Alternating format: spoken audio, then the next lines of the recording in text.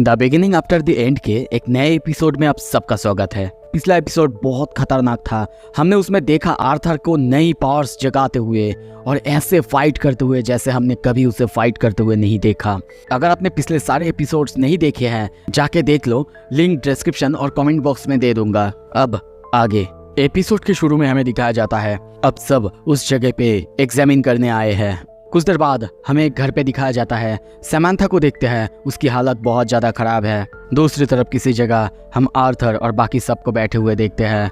उनके सामने कैस्पियन था जो कि सबसे पूछताछ कर रहे थे। सब भी उन्हें डिटेल में सब कुछ बता रहे थे। पर तभी आर्थर कहता है, क्या ये इनफ नहीं है? मुझे पता है ये कितना रेयर ऑकरेंस है, पर फिर भी हमने सब कुछ तो कह दिया। ये सुन के कैस्पियन कहता है, हाँ तुम सही कह रहे हो, ठीक है अब तुम लोग जाके रेस्ट कर सकते हो। पर तभी देखते हैं वहाँ पे लूकस अपने सोल्जर्स के साथ आता है और आके ही टॉन्ट करने लगता है, तो तुम लोग जिंदा वापस आ चुके हो। उसे देखते ही जैस्मिन और एल्जा दोनों फाइट करने के लिए, उसे मारने के लिए तैयार होते हैं। पर तभी आर्थर उन्हें रोकने के लिए कहता है, पर वो और ज़्यादा टॉन्ट करते हुए कहता है, ओह इतना टेंशन की क्या बात है, हम लोग तो टीममेट्स है ना। उसे ऐसे बात करते हुए देख के कैस्पियन एक बार आर्थर की तरफ देखता है, पर लूकस रुकता ही नहीं। वो कहता है, आई वंडर तुम लोग पास से वापस कैसे आए उस भयानक मॉन्स्टर को मार के? क्या तुम्हें किसी को सैक्रिफाइस करना पड़ा था? ये सुनते ही कैस्पियन उठता है और कहता है, मिस्टर वेक्स मुझे लगता है कि चुप। पर उसे रोकते हुए वो कहता है, सैमंथा उसकी हालत तो बहुत खराब है पर वो जिंदा है। ओह क्या तुमने सैक्रिफाइस किया बाल को? पर तभी वो और कुछ कहता, वो डर जाता है क्योंकि उसके साइड से कुछ गुजरता है। उसके पीछे हम आर्थर के डैगर को देखते हैं। एक सोल्जर तभी कहता है, ये यंग मास्टर आपकी कान। और तभी उसकी कान को दिखाया जाता है, वो कट चुका है और उसमें से खून निकल रहा है। ये देखते ही लूकस डर जाता है और कहता है, क्या ब्लड मेरे कान से? तभी आर्थर धीरे धीरे उठता है। सभी सैनिक अब तैयार होते हैं उससे फाइट करने के लिए, उसे रुकने के लिए कहते हैं। पर आर्थर अपनी ऑरा रिलीज करता है। ये ऑरा इतना खतरनाक था कि सारे सोल्जर्स डरने लगते हैं। किसी को कुछ समझ नहीं आ रहा था। तभी लूकस कहता है, क्या तुम लोग यहाँ पे खेलने के लिए आए हो? उसे पकड़ो। और तभी सारे सोल्जर्स अब उसे मारने के लिए आगे बढ़ते हैं। पर आर्थर एक एक करके सबको ठिकाने लगा देता है। कैस्पियन कहता है, मिस्टर नोट अगर आप अपनी हियरिंग से पहले ऐसा कुछ करेंगे तो फिर। पर तभी आर्थर उसकी तरफ ऐसे जाता है जैसे कि वो उसे मारने वाला था। पर वो तभी कहता है, माफ़ करना मैं तो बस अपनी डैगर को लेने के लिए आया था, ये थोड़ा सा स्लिप हो गया था। लूकस डर चुका है। और तभी कैस्पियन कहता है, लेडिया तुम मिस्टर विक्स को थोड़ा सा यहाँ से ले जा सकती हो ताकि वो अपनी इलाज करवा सके। और ये कहते ही हम देखते हैं वो उसे लेके बाहर चली जाती है। दूसरी तरफ अब आर्थर जैस्मिन और एल्जा को भी बाहर जाने के लिए कहता है ताकि वो कैस्पियन से थोड़ा सा बात कर सके। तभी कैस्पियन कहता है, देखो मैं समझ सकता हूँ तुम्हारे अंदर अभी क्या चल रहा होगा, पर मिस्टर वेक्स को ऐसे प्रोवोक करना ये तुम्हारे लिए अच्छा नहीं होगा। आर्थर कहता है, और ऐसा क्यों है? मेरे पास पूरी कैपेसिटी है, मैं उसकी एग्जिस्टेंस को ही पूरी तरह से मिटा सकता हूँ और मेरा आइडेंटिटी वो भी उसकी फैमिली से प्रोटेक्टेड होगा। मिस्टर ब्लेडहार्ट मुझे समझ नहीं आ रहा है कि आप मुझे धमकी दे रहे हो। क्या लगता है कि आप इतने ताकतवर हो कि आप मुझसे उसे बचा सको? उसे इतने गुस्से में देख के, उसकी आंखों की तरफ देख के कैस्पियन भी डर जाता है और सोचता है, ये आंखें, आखिर इस बंदे ने कितने सारे माना बीस्ट और लोगों को मारा होगा। पर वो उसे समझाता है, उसने जो कहा वो उसके लिए थ्रेट नहीं बल्कि उसे समझाने के लिए था, क्योंकि हो सकता है वो लूकस को मार सकता है या फिर उसकी फैमिली को। पर ये लूकस फैमिली है, वो किसी ना किसी तरीके से उसका पता लगा लेंगे। The twin horns both current and farmer, यानी बात उसकी फैमिली तक भी पहुंच ज़रूर जाएगा। हाँ हो सकते हो तुम ताकतवर, पर तुम्हें ध्यान रखना होगा लूकस सिर्फ अकेला नहीं, उसके पीछे पहाड़ जैसे खड़ा हुआ है उसकी बड़े भाई। ये सुन के आर्थर तभी उसे रोकने के लिए कहता है और कहता है, समझ गया, अब मैं मेन बात पे आता हूँ, क्यों मैं तुमसे बात करना चाहता था। तुम बहुत स्मार्ट हो, आई एम श्योर तुम्हें पता होगा कि मैं तुम्हारे लिए और तुम्हारे एडवेंचरर्स गिल्ड के लिए कितना ज़्यादा वैल्यूएबल हूँ। कैस्पियन सोचता है, ये बंदा क्या ये एरोगेंट है या फिर कुछ ज़्यादा ही कॉन्फिडेंट है। और तभी वो कहता है, सही है, मैं पूरी कोशिश करूँगा तुम्हारी मदद करने के लिए। ये सुन के आर्थर कहता है अच्छा है, तो फिर मुझे एक चीज चाहिए। तभी सीन शिफ्ट होता है। कुछ देर बाद वो बाहर आता है। एल्जा उसे देखते कहता है तुमने तो मुझे डरा ही दिया था, तुम्हें क्या लगा था कि तुम लूकस को मार दोगे? वो कहता है अभी तो नहीं, पर बाद में। ये सुन के वो कहता है क्या तुम सच में उसे मारोगे? पर तभी आर्थर कहता है सुनो, मुझे भूख लगा है, चलो कुछ खा लेते हैं। ये कह के वो वहां से निकल जाता है। सीन शिफ्ट होता है। अब देखते हैं उन दोनों का हियरिंग होने वाला है। जज के साथ सभी अब कोर्ट में एंटर कर चुके हैं और जब हियरिंग शुरू होता है, लूकस को अपने टीम को छोड़ के आने के लिए उसका जो एक क्लास का रैंकिंग और उसका लाइसेंस वो दोनों बर्खास्त किया जाता है। पर ये सुन के वो बस हंसता है। आर्थर सोचता है मुझे पता ही था, ये तो बस उसके लिए एक छोटा सा थप्पड़ है। अगर कोई कॉमनर होता तो उसे प्रिजन में डाल दिया जाता।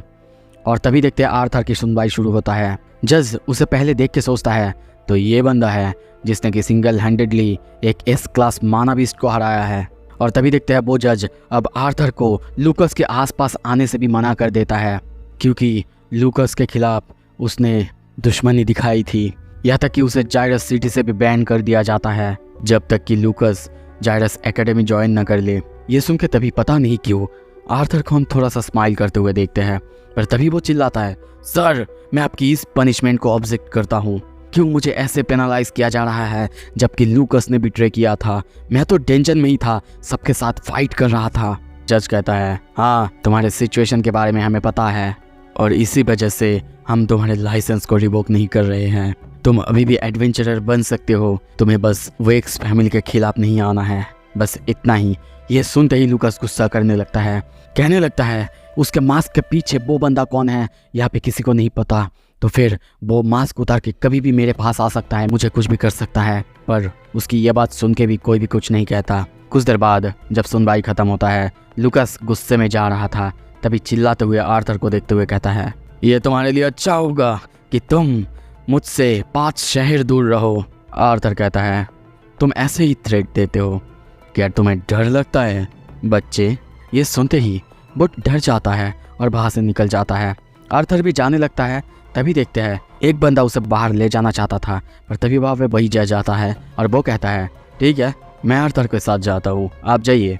और कुछ देर बाद आर्थर अब उसके साथ आने लगता है।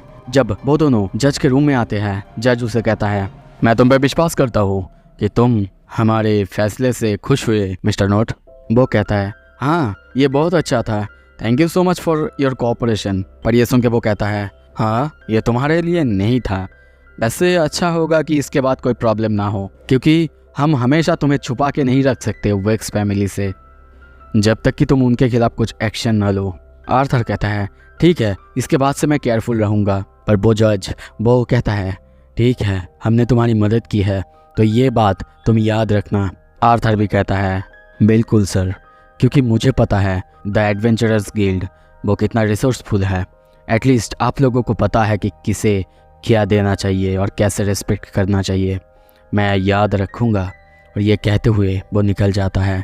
उसे ऐसे बात करते हुए देख के, जाते हुए देख के वो जज वो सोचता है कैस्पियन सही था, ये बंदा डरावना है। कुछ देर बाद जब वो धीरे धीरे बाहर आता है एक छुपी हुई गुफा से, और बाहर आते ही हम देखते हैं सिल्वी उसके ऊपर आके जंप करती है और कहती है पापा सब कुछ ठीक है ना, क्या अब हम घर जा सकते हैं? वो कहता है सब कुछ ठीक है, चलो अब घर चलते हैं। और कुछ देर बाद अब देखते हैं तीनों अब जाने लगते हैं। एल्जा पूछता है क्या तुम समंथा को देखने नहीं जाओगे? वो कहता है लगता है मेरे लिए अब ना जाना ही सही होगा, वैसे जैस्मिन तुम जा सकती हो कभी कभी चेक करने के लिए। वो भी हाँ कहता है। और कुछ देर बाद लगभग शाम हो चुका है। तभी जाते हुए एल्जा कहता है वेल आई गेस कि अब हमें यहाँ से अलग होना होगा। आर्थर कहता है ओह मैं भूल चुका था, तुम सेपिन से नहीं हो। और तभी आर्थर अपने प्लान के बारे में उसे स्कूल जाने के बारे में पूछता है। वो कहता है स्कूल उसके बारे में तो अभी मेरे पास कोई प्लान नहीं है। पर आर्थर समझाता है कोई बात नहीं, तुम्हारे पास जितना स्किल है तुम अगर अच्छे से ट्रेनिंग करोगे तो मुझे नहीं लगता तुम्हारे लिए ये इतना मुश्किल होगा। पर एल्जा कहता है मैं तुम्हारी बात समझ चुका हूँ, पर मैं इस कॉन्टिनेंट की सबसे बेस्ट मैजिक स्कूल में कैसे एंटर कर सकता हूँ? हाँ हो सकता है मैं क्वालिफिकेशन मीट कर दूँ, पर मेरे पास इतने पैसे नहीं हैं।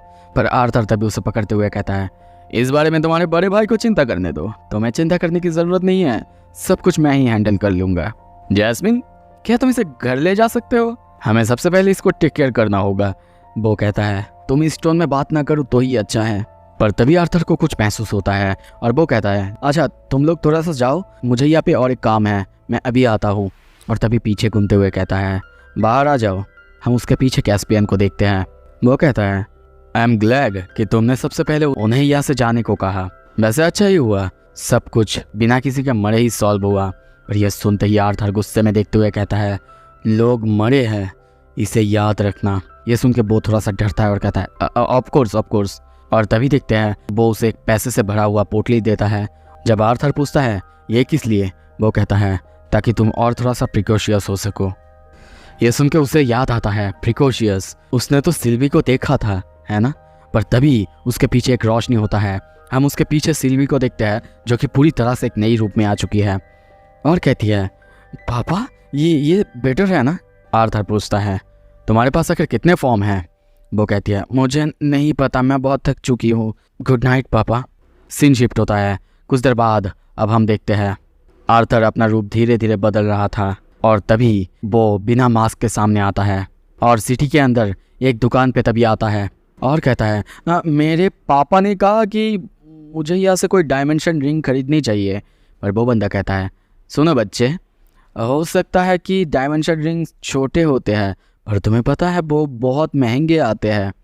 ये सुन के आर्थर कहता है ओह सॉरी, क्या इतना काफ़ी होगा। और तभी वो पैसे दिखाता है। उतने सारे गोल्ड कॉइन देख के वो बंदा तो पूरी तरह से चौंक जाता है। और कुछ देर बाद आर्थर डायमेंशन रिंग के साथ बाहर आता है। पर वो सैड था क्योंकि वो जिस डायमेंशन रिंग लिया था उसके अंदर थोड़े से ही सामान जैसे कि उसके स्वॉर्ड और वो बीस्ट को आया था। कुछ देर बाद वो हिल्सथिया हाउस में जाने के लिए गैरेज में उठता है और बाहर देखते हुए सोचता है आई वंडर एक नॉर्मल स्कूल लाइफ कैसा होता होगा। सो कैसा लगा आपको? और अगले एपिसोड से ही आर्थर की स्कूल जर्नी चालू होगा। अगर आपको जल्दी से देखना है यार, लाइक कर दो, शेयर कर दो और कमेंट में अपने ओपिनियन ज़रूर बताना और शेयर करके अपने दोस्तों को भी बताना। Thank you so much, stay tuned.